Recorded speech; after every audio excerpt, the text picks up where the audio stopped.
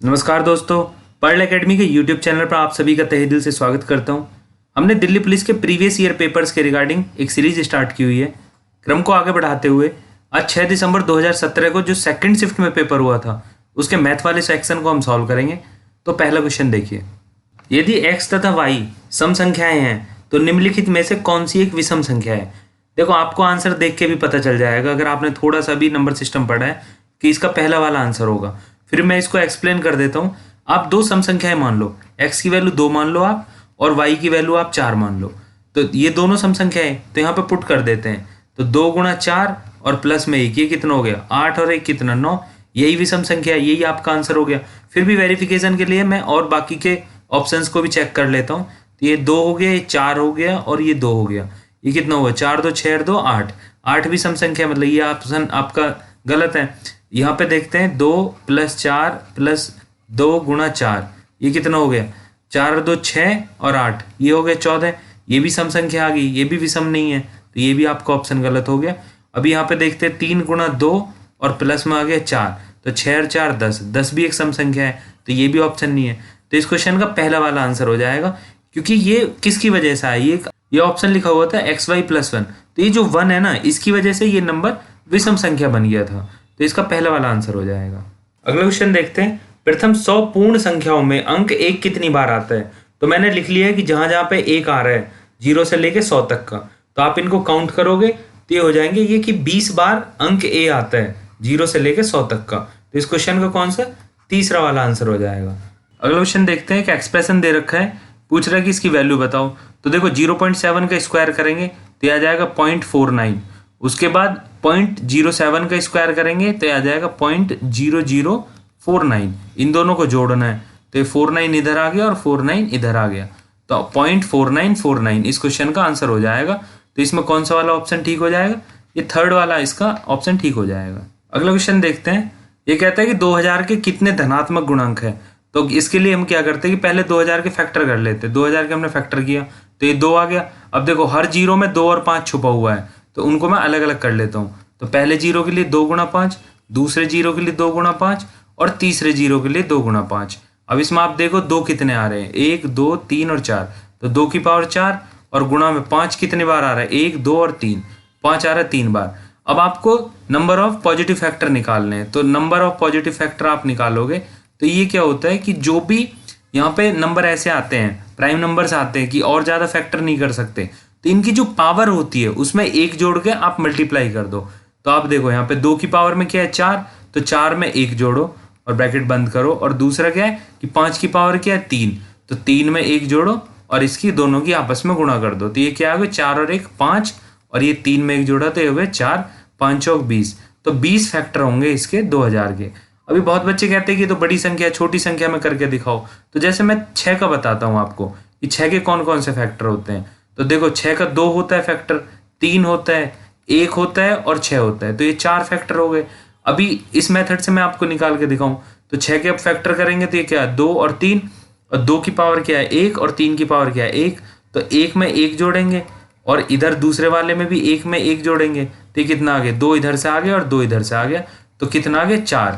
मतलब 6 के 4 फैक्टर हैं। और मैंने आपको ऊपर दिखाया 6 के 4 फैक्टर कौन कौन से पॉजिटिव फैक्टर्स, तो शायद आपको ये समझ आ गया होगा कि ये 2000 में मैंने अप्लाई कैसे किया था। तो इस तरह से इस क्वेश्चन का आंसर कौन सा हो जाएगा, चौथा वाला आंसर हो जाएगा कि 20 धनात्मक गुणनखंड होंगे 2000 के। अगला क्वेश्चन देखते हैं, ये एक एसएससी का बहुत ही फेवरेट क्वेश्चन है और हर एग्जाम में ही आता है मोस्टली।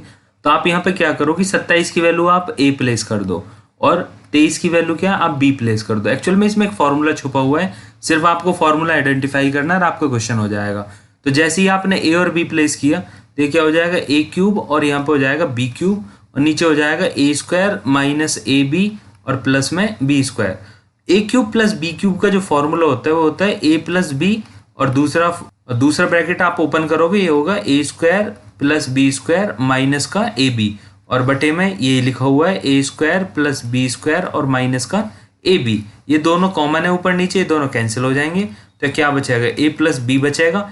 ए और बी की वैल्यू आपने क्या मानी थी, ए की वैल्यू 27 थी और बी की वैल्यू 23 थी, और 27 और 23 कितने हो गए 50। इस क्वेश्चन का कौन सा आंसर, पहला वाला आंसर हो जाएगा। अब पेपर में आप इतना बड़ा तो करोगे नहीं, आपको सिर्फ क्या करना है, आपको यहीं से दिख रहा होगा कि ये ए क्यूब है ये बी क्यूब है और नीचे में ए स्क्वायर बी स्क्वायर और ए बी छुपा हुआ है, तो यहाँ से क्या बच रहा है, सिर्फ ए प्लस बी बच रहा है। तो आपको ए और बी को ऐड करना है, तो 27 और 23 को आप ऐड करोगे तो ये 50 आ गया। ये सिर्फ इतना क्वेश्चन आपको पेपर में करना है, इतना बड़ा मैंने आपको सिर्फ समझाने के लिए किया था। अगला क्वेश्चन देखते हैं, यदि पी की आय का 40% क्यू की आय के 75% के बराबर है, तो क्यू की आय पी की आय का कितने प्रतिशत है। देखो 40% ऑफ पी कितना है, 75% ऑफ क्यू, इन दोनों की वैल्यू बराबर है।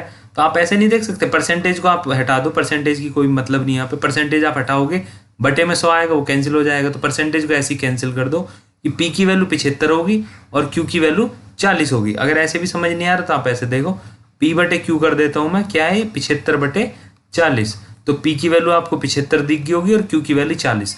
एक्चुअल में रेशियो की वैल्यू है, एग्जैक्ट वैल्यू नहीं है, फिर भी हमारे क्वेश्चन में जो चाहिए हम ऐसा कर सकते हैं। ये क्या पूछ रहा है अभी, क्यू की जो आय है वो पी की आय का कितने प्रतिशत है। तो क्यू की आय है 40 और पी की आय कितनी है 75, तो पूछ रहा कितने प्रतिशत है। गुणा कर देंगे 100, ये हो जाएगा 25 थी 75 और इधर हो जाएगा 25 चौके 100, तो 160 बटे 3 आ जाएगा। इसको हम भाग देंगे तो ये आ जाएगा 53.33। तो इस क्वेश्चन का दूसरा वाला आंसर हो जाएगा। अगला क्वेश्चन देखते हैं, ए तथा बी के पास 9:5 के अनुपात में धनराशि है। यदि ए बी को 10 रुपए देता है तो उनके पास की राशि का अनुपात 1:1 हो जाएगा। आरंभ में उनके पास क्रम से कितनी राशि थी।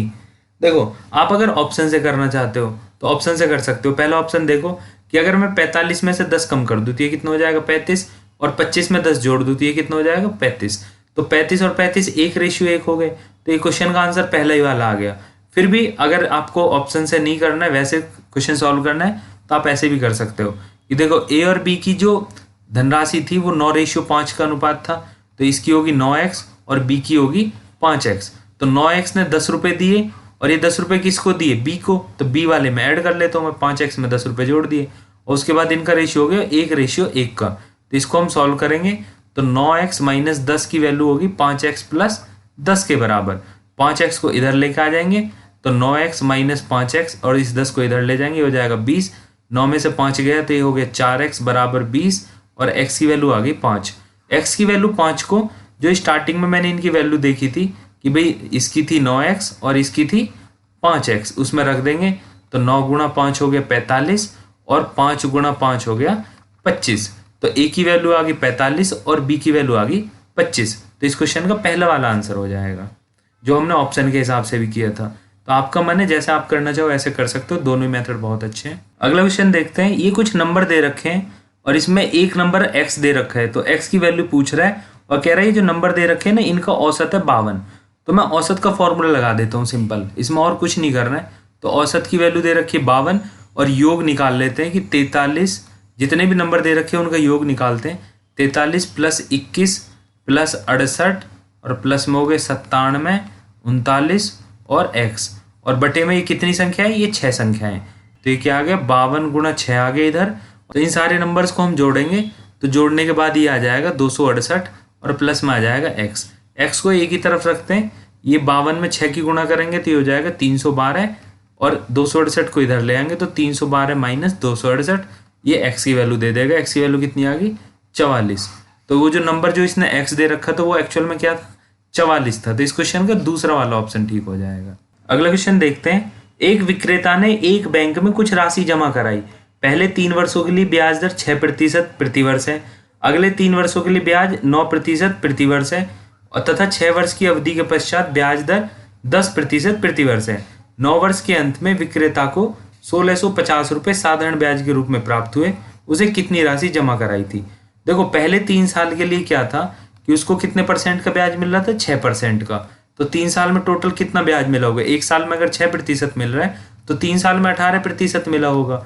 उसके बाद अगले जो 3 वर्ष थे उनमें उसका ब्याज कितना था 9%।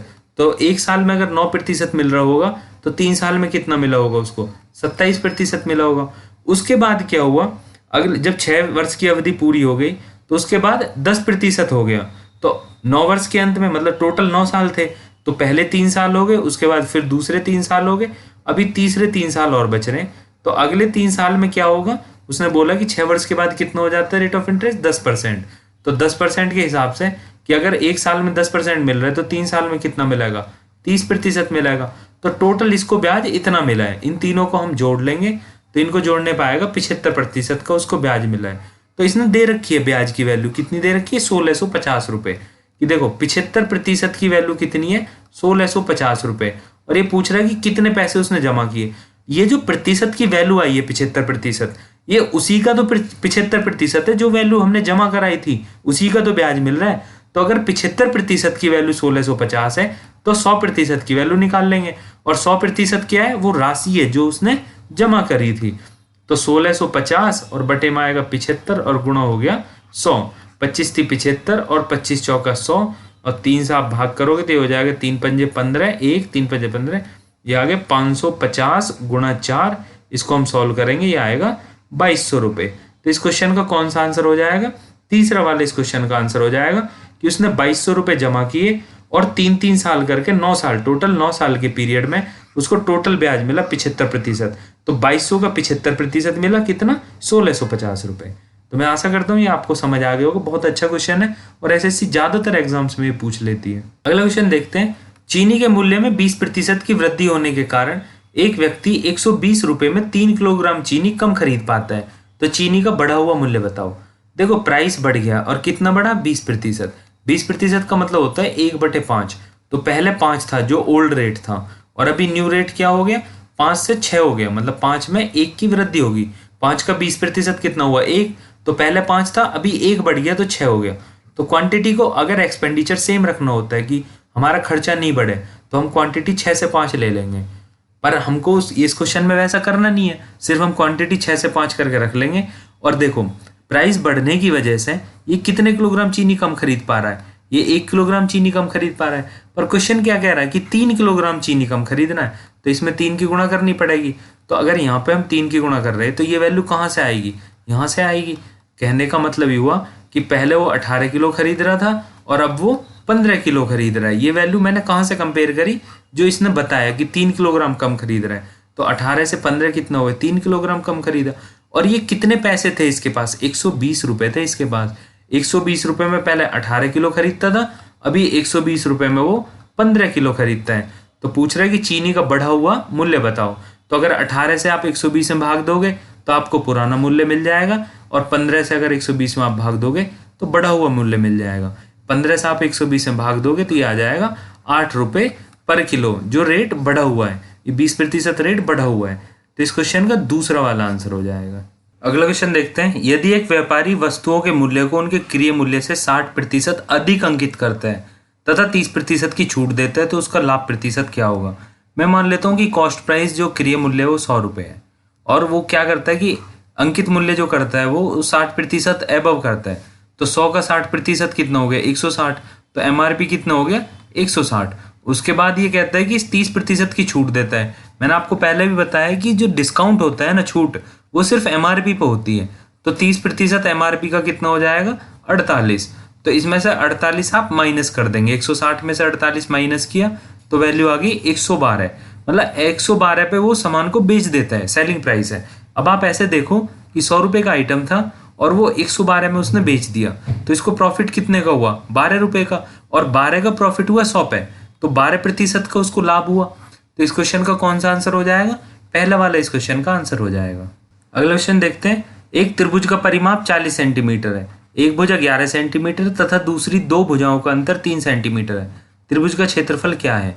तो देखो मैंने एक भुजा मान ली 11 सेंटीमीटर और यहाँ पे क्या है तीनों भुजाओं का जो सम है जिसको हम परिमाप बोलते हैं। परिमाप होता है कि तीनों भुजाओं को जोड़ दो उसको परिमाप कहते हैं जो इसकी बाउंड्री होती है। तो तीनों भुजाओं को जोड़ दिया ये हो गया 40 सेंटीमीटर। इसमें क्या सी की वैल्यू दे रखी है 11 सेंटीमीटर। यहाँ से ए और बी का जो सम है वो निकल जाएगा तो कितना आ जाएगा a प्लस बी बराबर 40 माइनस 11।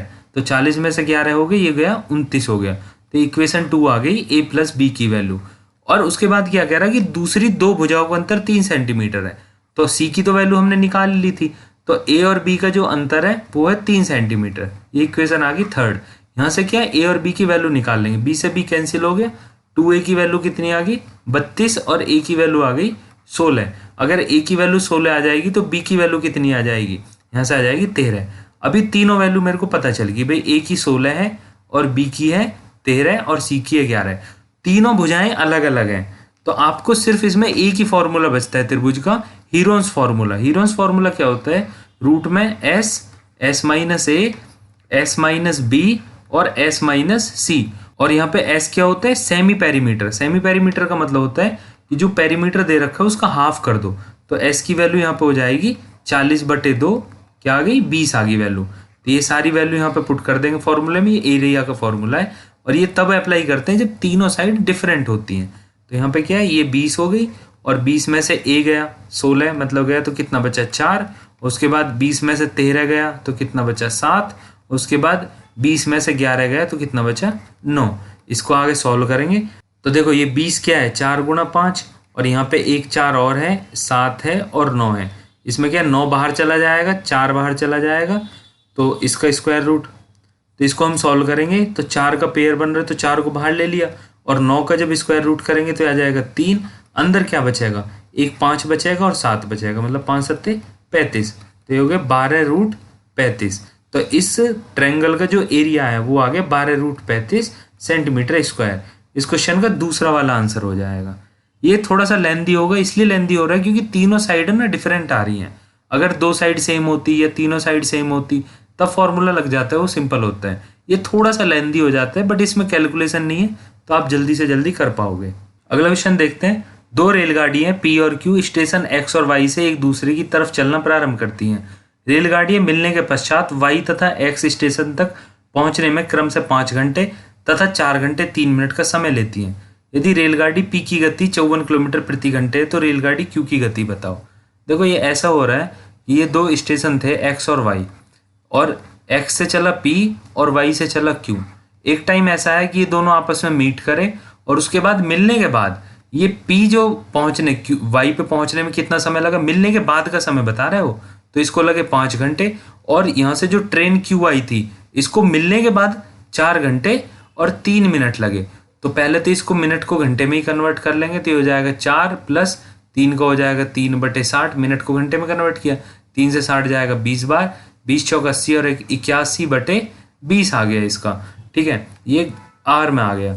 इसका एक फॉर्मूला होता है कि आपको स्पीड निकालनी है पी की और क्यू की। तो ये क्या होता है कि मिलने के बाद जो इनको टाइम लगा ना वो इनवर्सली प्रोपोर्शनल होता है। कैसे, टाइम ऑफ क्यू बटे टाइम ऑफ पी, और स्क्वायर रूट में होता है। ये फॉर्मूला इसमें यूज होता है, इसी कंडीशन के लिए यूज होता है। अगर आपको ये फॉर्मूला जानना है कि ये कैसा है तो वो भी मैं आपको बता दूंगा। अभी आप इसमें सिर्फ वैल्यू पुट कीजिए, आपका आंसर आ जाएगा। और यहाँ पे ना किलोमीटर प्रति घंटे में है तो ये डायरेक्टली पुट कर देंगे तो आंसर भी किलोमीटर प्रति घंटे में आ जाएगा। तो पी की स्पीड कितनी थी 54 और बटे क्यू की आपको निकालनी है। उसके बाद टाइम कितना लगा, क्यू को कितना टाइम लगा 81/20 घंटे लगे, और टाइम पी को कितना लगा 5 घंटे, तो बटे में हो गया 5। तो इसको हम सॉल्व करेंगे। 81 का स्क्वायर रूट आ जाएगा 9 और 20 पंजे 100 हो जाएगा, 100 का स्क्वायर रूट हो जाएगा 10, और इधर क्या है 54 स्पीड ऑफ क्यू। 9 से 54 जाएगा 6 बार, और वी क्यू की स्पीड आ जाएगी, जो क्यू की स्पीड हो जाएगी 10×60, तो 60 किलोमीटर प्रति घंटे आ जाएगी। तो इस क्वेश्चन का आंसर कौन सा हो जाएगा, पहला वाला इस क्वेश्चन का आंसर हो जाएगा। बहुत सारे पेपरों में देखा गया ये क्वेश्चन सीधे सीधे आ जाता है, तो आपको इतना बड़ा नहीं करना पड़ेगा। अगर आपको समझ में आता है सीधा तो आप सीधा यहीं से स्टार्ट कर सकते हैं डायरेक्टली, और आपकी कुछ अगर कैलकुलेशन माइंड में आप करोगे तो बहुत जल्दी इस क्वेश्चन को कर पाओगे। अगला क्वेश्चन देखते हैं। 2 लड़कों की वर्तमान आयु का अनुपात 5:7 है। ये 2 लड़के मैंने ए और बी मान लिए, इनकी वर्तमान आयु का अनुपात है 5:7। ये कहता है कि 4 वर्ष पश्चात क्या हुआ, ये अनुपात 7:9 हो गया। तो 4 साल में क्या हुआ, 4 साल में ये 7 हो गया और ये 9 हो गया। आप ये देखो कि रेशियो जो ये चेंज हो रहे हैं क्या सेम चेंज हो रहे हैं क्या, 5 से 7 हुआ, 2 रेशियो चेंज हुआ, यहाँ से 7 से 9 हुआ, यहाँ पे भी 2 रेशियो चेंज हुआ। तो 4 साल की जो वैल्यू है वो 2 रेशियो के इक्वल है। अब ये क्वेश्चन में क्या पूछ रहा है, ये कह रहा है कि 14 वर्ष पश्चात बताओ कि ये रेशियो कितने हो जाएंगे। अगर 4 साल की जो रेशियो में वैल्यू वो 2 है तो 14 साल की कितनी होगी, देखो आधा आ रहा है, 4 साल का आधा कर रहे तो ये बटे 2 करेंगे तो ये वैल्यू सेम आ रही है ना। तो 14 में भी बटे 2 करेंगे तो कितना आ जाएगा, 7 रेशियो के बराबर हो गया।